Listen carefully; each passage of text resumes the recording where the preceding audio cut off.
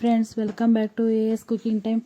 ಬನ್ನಿ, ಚಳಿಗಾಲಕ್ಕೆ ಸ್ಪೆಷಲ್ ಆಗಿ ಬೆಂಡೆಕಾಯಿ ಚಟ್ನಿ ಮಾಡೋದು ಹೇಗೆ ಅಂತ ನೋಡೋಣ.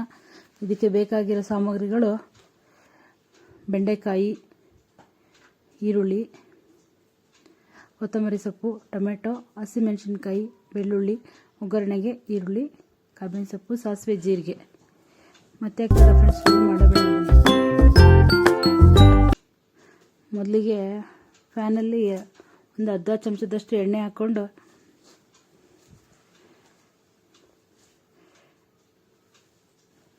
ಬೆಂಡೆಕಾಯಿ ಫ್ರೈ ಮಾಡ್ಕೊಳ್ಳೋಣ. ಬನ್ನಿ,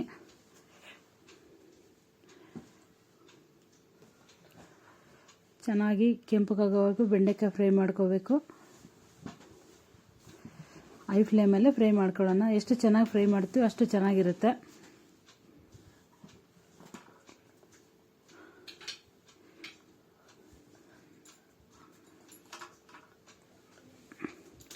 ನೋಡಿ, ತುಂಬ ಚೆನ್ನಾಗಿ ಫ್ರೈ ಮಾಡ್ಕೋಬೇಕು.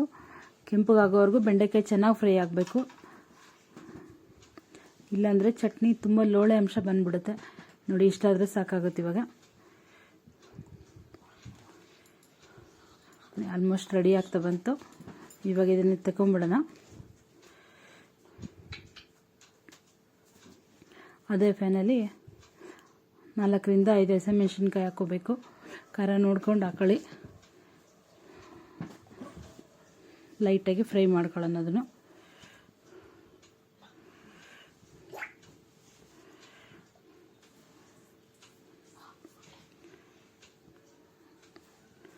ನೋಡಿ, ಈ ಥರ ಚೆನ್ನಾಗಿ ಫ್ರೈ ಮಾಡಿಕೊಂಡು ನೋಡಿ, ಸಾಕು, ಇಷ್ಟು ಸಾಕಾಗುತ್ತೆ.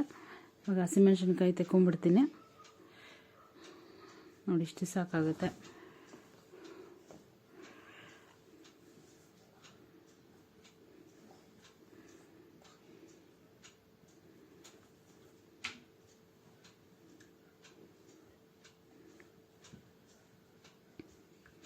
ತೆಗಿತಾ ಇದ್ದೀನಿ. ಹಸಿಮೆಣಸಿನ್ಕಾಯಿ ರೆಡಿ ಆಯಿತು. ನೆಕ್ಸ್ಟ್ ಅದೇ ಪ್ಯಾನಲ್ಲಿ ಸ್ವಲ್ಪ ಈರುಳ್ಳಿ,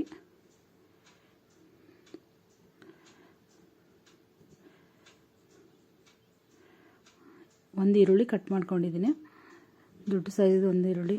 ಅದೇ ಪ್ಯಾನಲ್ಲಿ ಇವಾಗ ಕಟ್ ಮಾಡಿರೋಂಥ ಟೊಮೆಟೊ ಹಾಕೋಣ. ಮತ್ತೊಂದು ಸ್ವಲ್ಪ ಆಯಿಲ್ ಹಾಕ್ಬಿಟ್ಟು ಈರುಳ್ಳಿನೂ ಅಷ್ಟೇ ಲೈಟಾಗಿ ಫ್ರೈ ಮಾಡ್ಕೊಳ್ಳೋಣ. ಒಟ್ಟಿಗೆ ಈರುಳ್ಳಿ ಜೊತೆಗೆ ಟೊಮೆಟೊನೂ ಆ್ಯಡ್ ಮಾಡ್ತಾ ಇದ್ದೀನಿ. ನೋಡಿ, ಅದ್ರ ಜೊತೆಗೆ ಬೆಳ್ಳುಳ್ಳಿ, ಕಟ್ ಮಾಡಿರುವ ಟೊಮೆಟೊ,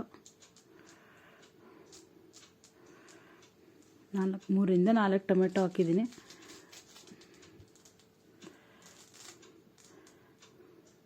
ಸ್ವಲ್ಪ ಹೊತ್ತು ಬಿಸಿ ಚೆನ್ನಾಗಿ ತಾಕಿದರೆ ಟೊಮೆಟೊ ಸಾಫ್ಟ್ ಆಗುತ್ತೆ.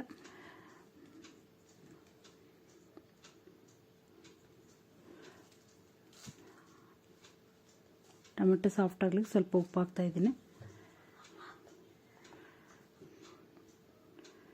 ನೋಡಿ, ಚೆನ್ನಾಗಿ ಸಾಫ್ಟ್ ಆಗೋವರೆಗೂ ಟೊಮೆಟೊನ ಫ್ರೈ ಮಾಡ್ಕೊಳ್ಳೋಣ.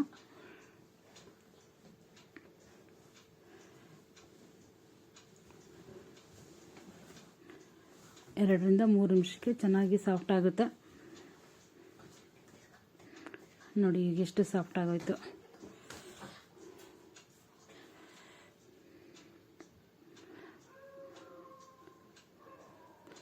ಸ್ಟವ್ ಆಫ್ ಮಾಡಿಬಿಟ್ಟು ಸ್ವಲ್ಪ ಎಳ್ಳು, ಅರ್ಧ ಚಮಚದಷ್ಟು ಎಳ್ಳು ಆ್ಯಡ್ ಮಾಡ್ತಾ ಇದ್ದೀನಿ.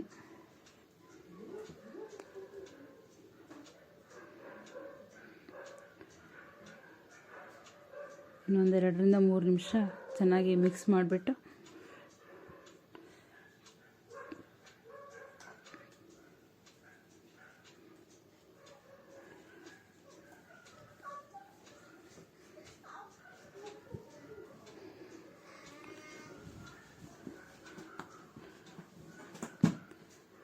ಇಷ್ಟು ಸಾಫ್ಟ್ ಆದರೆ ಸಾಕಾಗುತ್ತೆ.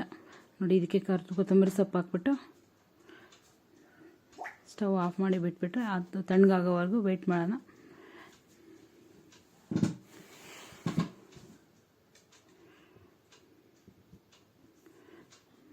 ನೋಡಿ, ಮಿಕ್ಸಿ ಜಾರಲ್ಲಿ ಮೊದಲಿಗೆ ಹಸಿಮೆಣಸಿನ್ಕಾಯಿ ಈಗ ಸ್ವಲ್ಪ ತಣ್ಣಗಾಗಿದೆ. ಇವಾಗ ಅದರಲ್ಲೇ ಟೊಮೆಟೊ, ಕೊತ್ತಂಬರಿ ಸೊಪ್ಪು, ಹುರಿದಿರುವಂಥ ಎಲ್ಲ ಪದಾರ್ಥನ ಅದಕ್ಕೆ ಹಾಕ್ಬಿಟ್ಟು ಚೆನ್ನಾಗಿ ಮಿಕ್ಸಿ ಮಾಡ್ಕೊಂಬರೋಣ. ತುಂಬ ನೈಸಾಗೇನು ರುಬ್ಕೊಳ್ಳೋದು ಬೇಡ, ತರಿಯಾಗಿದ್ದರೂ ನಡೆಯುತ್ತೆ.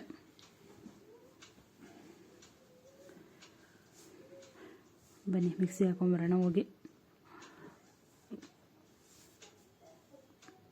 ಓಕೆ ನೋಡಿ, ಇಷ್ಟಾದರೆ ಸಾಕಾಗುತ್ತೆ. ಇವಾಗ ಈ ರುಬ್ಬಿರೋ ಮಸಾಲೆಗೆ ಬೆಂಡೆಕಾಯಿ ಹಾಕ್ಬಿಟ್ಟು ಒಂದು ರೌಂಡು ಮಿಕ್ಸಿ ಮಾಡಿಕೊಂಡ್ರೆ ಆಲ್ಮೋಸ್ಟ್ ಬೆಂಡೆಕಾಯಿ ಚಟ್ನಿ ರೆಡಿ ಆಯಿತು.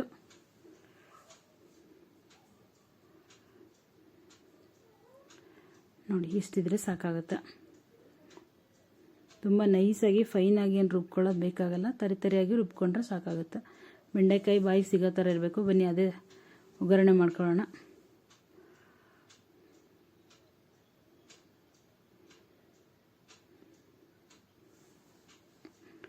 ಒಗ್ಗರಣೆಗೆ 2 ಚಮಚ ಎಣ್ಣೆ,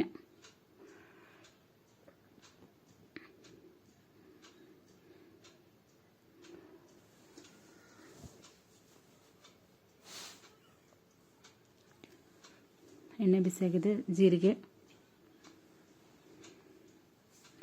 ಸಾಸಿವೆ ಜೀರಿಗೆ ಚಟಪಟ ಅಂತ ಸಿಡಿದ್ಮೇಲೆ ಕಟ್ ಮಾಡಿರುವಂಥ ಈರುಳ್ಳಿ, ಕರಿಬೇವಿನ ಸೊಪ್ಪು 2 ಒಟ್ಟಿಗೆ ಹಾಕ್ಕೊತಾ ಇದ್ದೀನಿ.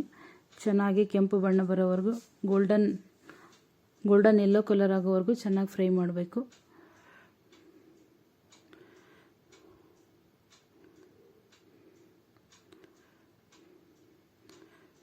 ನೋಡಿ ಈ ಥರ ಗೋಲ್ಡನ್ ಯೆಲ್ಲೋ ಕಲರ್ ಆಗಿದೆ. ಇವಾಗ ಆಲ್ಮೋಸ್ಟ್ ಒಗ್ಗರಣೆ ರೆಡಿಯಾಗಿದೆ. ಬನ್ನಿ ರುಬ್ಬಿರುವಂಥ ಚಟ್ನಿಗೆ ಮಿಕ್ಸ್ ಮಾಡ್ಕೊಳ್ಳೋಣ. ತುಂಬ ಟೇಸ್ಟಿಯಾಗಿರುವಂಥ ಖಾರವಾಗಿರುವಂಥ ಬೆಂಡೆಕಾಯಿ ಚಟ್ನಿ ರೆಡಿ. ಮುದ್ದೆ ಜೊತೆಗೆ ಸರ್ವ್ ಮಾಡಿದರೆ ತುಂಬ ಟೇಸ್ಟಿಯಾಗಿರುತ್ತೆ.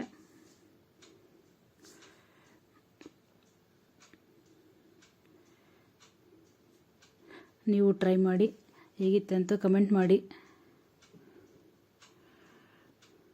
Thank you for watching.